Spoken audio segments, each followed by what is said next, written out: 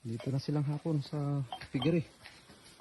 Grabe ng sukal. Oh. Tignan mo yung sukal na yan. Oh. Ayan, pinauna ko na rin. Tapos itagpos nila yung ano nila sa nung kaninang umaga.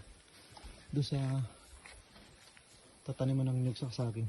Sa taas. Sa looban. Itagpos nila. So, makapagtanim siguro doon mga limang linyang saging, limang linya na nyug. Ito, kaya ko pinatabasan dahil grabe na sukal. Ang lalaki ng mga saging na kukumutan sa kanyog. Tapos sisingitan ko to yung mga ano, dahil layo-layo yung saging eh. Sayang yung lupa. Yung gawa ni Arnel. Oh, ang ganda na oh. Pag natabasan, ang ganda. Pag na-sprayan to lalo.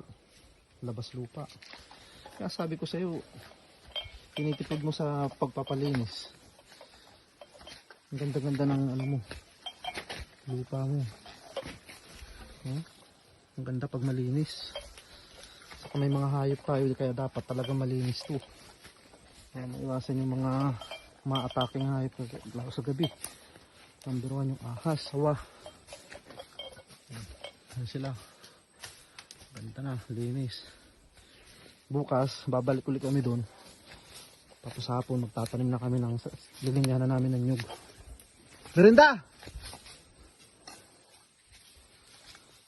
Sakto alas 3.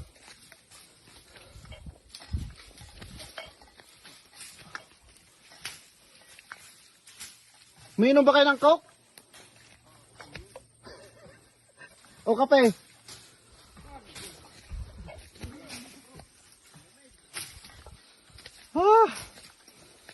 Tara. 5. Ganda na ho.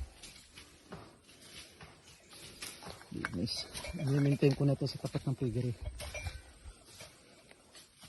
Spray. Ganda na ito.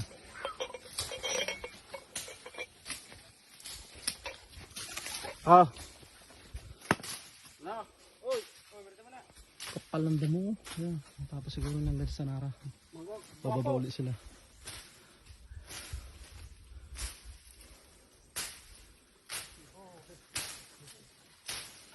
Grabe. Kasi ayos yan. Para sulit yung taas. Grabe sukal.